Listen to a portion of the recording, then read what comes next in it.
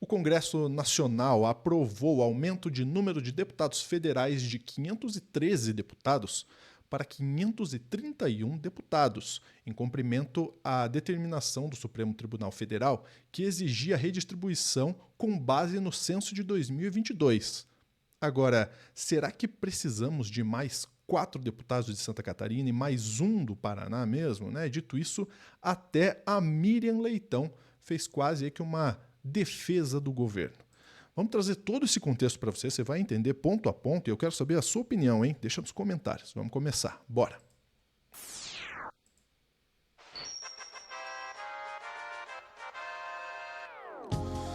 Bom, já respondendo a pergunta inicial, não precisamos, né?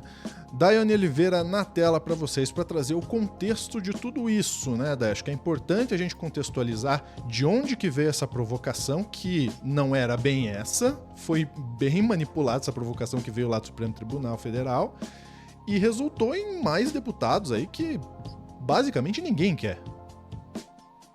Exatamente, Lu. Ninguém quer. Ninguém, só os próprios deputados.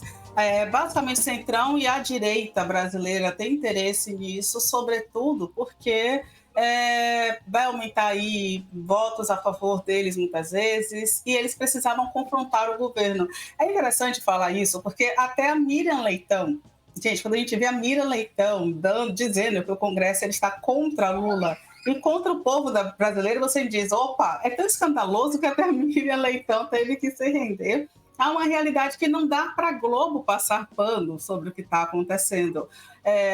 A gente já tem 513 deputados em exercício.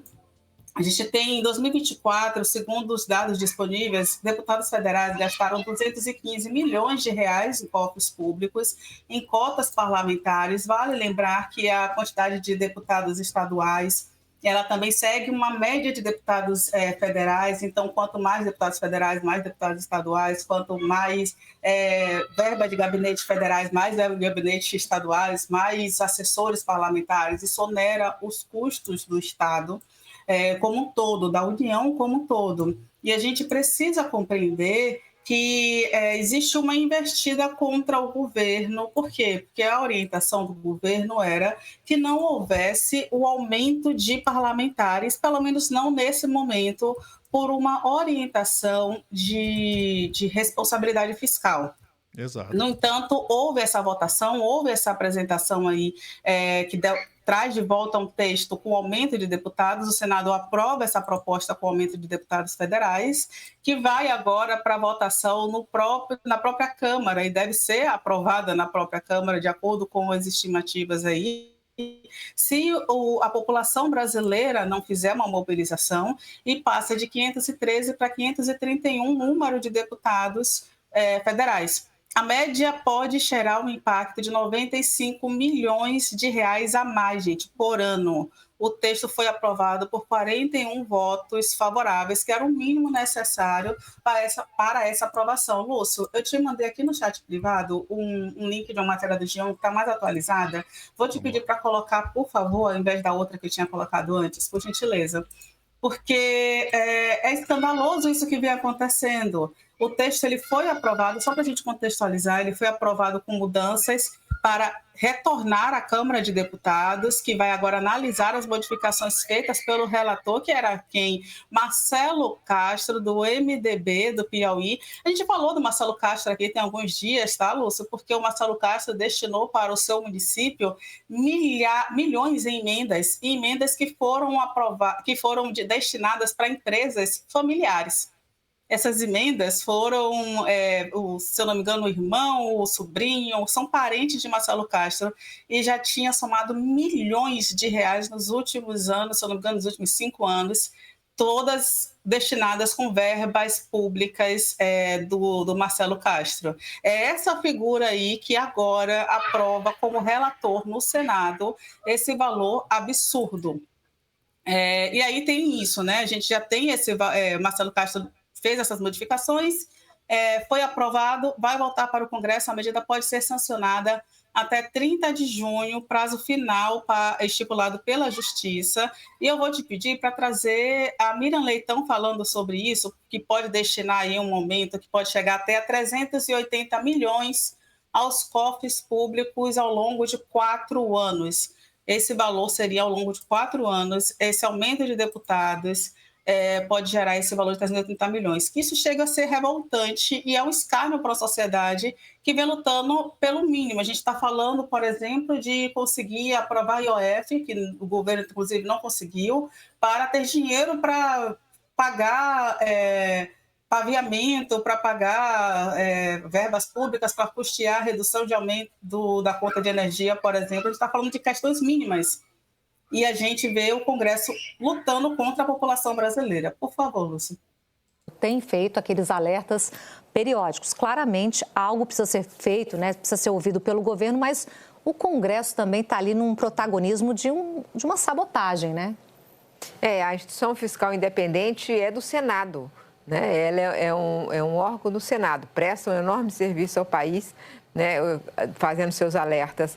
Mas que pena que o próprio Congresso não ouve a instituição fiscal do Senado, porque é quem deveria ouvir. O governo tem muito a fazer, o governo tem a obrigação de governar. Na verdade, você precisa fazer um ajuste fiscal muito maior. Há medidas que são necessárias no país e que o governo não tem consenso dentro para discutir. As desvinculações, são várias questões, mas toda vez que o governo propõe uma coisa ao Congresso, o Congresso tem recusado. Recentemente, houve um sinal de que o Congresso aceitaria reduzir 10% os benefícios fiscais. Primeira reunião, o que houve na primeira reunião entre o governo e o Congresso? O Congresso, não pode cortar a Zona Franca, nada na Zona Franca de Manaus, não pode cortar nada no Simples. E o Simples, ele parece excelente, uma política pública que foi pensada para aumentar a formalização das pequenas empresas, acabou se tornando um centro de que eles chamam de elisão fiscal. Quer dizer, a pessoa cria várias fórmulas de fugir do imposto e ficar enquadrado como pequena empresa, ainda que esse Simples tenha aumentado muito o valor de faturamento para ser considerado simples, né? Para ser optante do Simples. Então, cada política tem tido distorções que fazem com que aumente a perda fiscal ou aumente o gasto. Importante a fala aí da Miriam, Day, porque muita gente falava assim, não, mas veja bem, o IOF vai afetar pequenas empresas, porque vai afetar o Simples. E aí a Miriam vem trazendo que muitas empresas, inclusive, continuam no Simples para pagar menos impostos, né? Empresas que já deveriam estar em outro patamar, né? No caso do BPC, por exemplo, o governo propôs, vamos criar regras de elegibilidade para o BPC, benefício de prestação continuada, pensado inicialmente para ser um amparo, um dinheiro transferido para pessoas pobres, idosas ou com deficiências incapacitantes e que não tem não vai se aposentar, não recolheu dinheiro para se aposentar, então esse é amparado pelo Estado, perfeito. Só que, como disse o Léo, saiu de 50 bilhões para 100 bilhões, 111 bilhões, para ser preciso, o custo em muito pouco tempo. E por que aumentou assim? Porque, na verdade, muita gente que tem uma doença que é temporária, não é permanente, ou tem uma deficiência, mas não é incapacitante, está entrando na justiça e ganhando o direito de ter esse benefício. Inclusive, pessoas com renda maior do que a renda estabelecida pelo programa. Então, dessa forma, vai se aumentando o gasto. Como eu disse aqui, o governo tem... Pronto. Pois não. A gente já entendeu. E aí o que a Miriam vai falar é isso, né? A Miriam, de fato, gente, é muito estranho ver a Miriam ao lado do governo. Ela fala, o governo tem que tomar uma decisão, precisa realmente ajustar, mas o Congresso está jogando contra. todas as medidas que o governo tenta articular, o Congresso joga contra. Era exatamente isso que ela ia pontuar. A gente não precisa ver tanto dentro da Miriam assim, não. A gente já conhece o pensamento da Miriam, mas é interessante, essa análise da Miriam é interessante.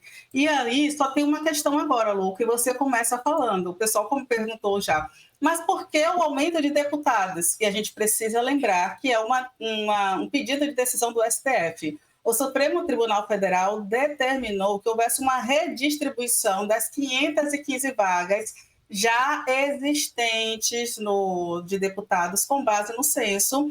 E aí, o que foi que os deputados fizeram? Porque houve um aumento populacional em um estado, em outro estado, diminuiu algum outro, e por aí vai. Então, essa redistribuição deveria haver também uma modificação de cadeiras dentro do próprio Congresso com base nos deputados que já existem. O STF não pediu um aumento de mais deputados, mas foi isso que foi decidido pelos próprios deputados que fizeram um projeto. Então, o STF está mandando a gente redistribuir as cadeiras, então, já que tem determinados estados que tem mais, uma população cresceu muito nos últimos 20 anos, vamos colocar mais cadeiras. E eles, então, criaram mais 18 vagas, um projeto com mais 8 vagas, acomodado de interesse político ali, para evitar que determinados estados percam as cadeiras e outros, né, tenham aí essas novas cadeiras que foram criadas agora. Logicamente, o projeto foi aprovado pelo Senado, com modificações, então ele volta para a Câmara, mas se for aprovado, a gente vai ter estados como Amazonas, Mato Grosso, Rio Grande do Norte, com mais 2 cadeiras. Eu realmente sinto muito, gente, vou falar do Paraná, mas o Paraná vai ter mais 1 cadeira, Minas Gerais, Goiás, Ceará também mais 1 cadeira, e o Pará e Santa Catarina mais 4 cadeiras. A gente sempre faz brincadeiras aqui, esse no momento de uma brincadeira é um caso muito sério, mas Santa Catarina é um estado que volta e meia elege pessoas complicadas, assim como o próprio Paraná, né, Lúcio? Então, imagine aí mais safes, mais Moros, imagine aí mais candidatos nessa linha pelo Brasil. Então, realmente é uma perspectiva bem complicada, se isso de fato se concretizar, e do ponto de vista fiscal principalmente. O ponto de vista fiscal é terrível, porque a gente está falando que o Congresso ele não respeita o teto fiscal, ele não respeita os brasileiros, e ele pensa em aumentar ainda mais gastos públicos em um momento que a gente deveria estar pensando em reduzir ao máximo para dar vazão ao crescimento econômico, para pagar investimentos em saúde, educação, investimentos em políticas públicas, e não aumentar para o benefício próprio, um cenário que a gente já tem emendas constitucionais que já falam em orçamento secreto, emendas que ninguém sabe para onde vai esse dinheiro. A gente vai ter até sexta-feira, vai ter até amanhã, né, Alcolumbre e o... Eu esqueci o nome do outro, gente, mas desculpa, a gente vai ter o presidente do Congresso Mota, e do né? Senado. Mota, obrigada. A gente vai ter o presidente do Congresso e do Senado no STF justamente falando sobre isso, porque a gente precisa de responsabilidade. Não é o momento de dessa sanidade, e isso é apenas para atingir o governo do presidente Lula, que pensa em medidas justamente numa ofensiva, em voltar para o STF para impedir que haja esse aumento no número de deputados, que o Centrão continue afrontando desse jeito, porque isso não é contra Lula, isso é contra o Brasil. E a gente precisa definir isso politicamente. O que está acontecendo é uma ofensiva grave contra o Brasil. A gente deveria, inclusive, pensar em tomar as ruas e questionar essa galera que faz esse tipo de ofensiva violenta contra o Brasil. É isso, Lúcio. É um escárnio, né, gente? É um escárnio, porque cobra-se, o Congresso tem cobrado o Executivo de forma ininterrupta por ajuste fiscal, por corte de gastos, no mesmo dia. Isso é muito simbólico. No mesmo dia em que derruba de forma ilegal, tá? De forma ilegal, tanto é que se for para o Supremo Tribunal Federal, o Executivo tem grande chance de ganhar, derruba o aumento do IOF. Aumento do IOF esse que é prerrogativa do Executivo, tá? É prerrogativa do Executivo.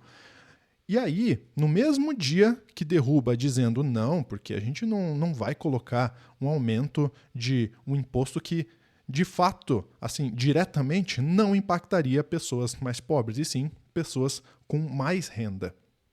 No mesmo dia, eles aprovam aumentar o número de deputados que não foi pedido, como a Day falou, não foi pedido pelo Supremo Tribunal Federal. O Supremo Tribunal Federal falou, olha, o censo está dizendo que houve uma redistribuição populacional, inclusive, uma redistribuição populacional, e como o número de deputados federais, de cadeiras para deputados, é a partir dessa distribuição populacional, de representatividade populacional, vocês têm que diminuir uns e aumentar outros e fazer essa redistribuição. E aí, o que o Congresso entendeu? Não, vamos manter como está, a gente vai aumentar, né? E, gente, por que a gente acha que isso é tão importante, por que isso é tão relevante da gente pontuar? Eu vou tentar ser breve aqui, mas quando a Day trouxe aqui os estados que ganham cadeiras, é preocupante, tá? Principalmente para o nosso posicionamento aqui, é muito preocupante, porque a gente vê muitos desses estados que elegem ou gente do centrão, mas sabe aquele centrão que é negociata para cá, negociata para lá? Ou extrema-direita, que tem inundado aí o Congresso com debates ou que não tem a menor relevância, ou trabalhando unicamente para atrapalhar qualquer possibilidade de avanço do Brasil, com foco em derrubar a popularidade do Executivo. Então, é bem preocupante. E olha só essa cascata. Chega também nos deputados estaduais. Pois é. Então, esses governos estaduais aí que estão na tela também vão gastar mais com deputados estaduais a mais cadeiras. Então, o gasto ele é federal a mais, o gasto ele é estadual a mais. Ah, mas eles colocaram lá algo que vai travar custos. Gente, não vai, tá? Não vai travar custos com esses mais deputados. Por quê? Porque não é só salário. Tem outros benefícios que esses deputados vão ter, né? Então, tudo isso vai sair de onde? Do nosso bolso. Do nosso bolso. Bom, o Centrão deve estar soltando fogos de artifício, né? É um absurdo. E não passo pano para a galera de esquerda que votou a favor dessa pataquada aí, porque passou por um voto. Por um voto a mais que passou o mínimo, porque precisava de 41. Fez 41 votos no Senado. Sabe quem que, inclusive, votou, Day? O Alcolumbre deixou a presidência para votar. E o voto dele, no fim das contas, aprovou. É diferença, exatamente. É um absurdo, gente. É um absurdo. A gente deveria estar no calcanhar do Congresso. A gente deveria estar no calcanhar do Congresso com todas essas coisas que têm acontecido, especialmente desse senhor Hugo Mota, que entrou aí com essa carinha de bonzinho, dizendo que ia negociar com o governo, ia ser um grande negociador. Aí, no fim das contas, está parecendo mais um boicotador da República. O que você acha disso? Deixa o comentário aí. Diga lá, Day. Desculpa. Os passos de Lira, né? Vale só lembrar isso. Seguindo os passos de Lira. Tem alguém por trás disso tudo e o nome continua o mesmo. Exatamente. Deixe seu comentário. Qual é a sua opinião sobre esse caso? Grande abraço. Até a próxima.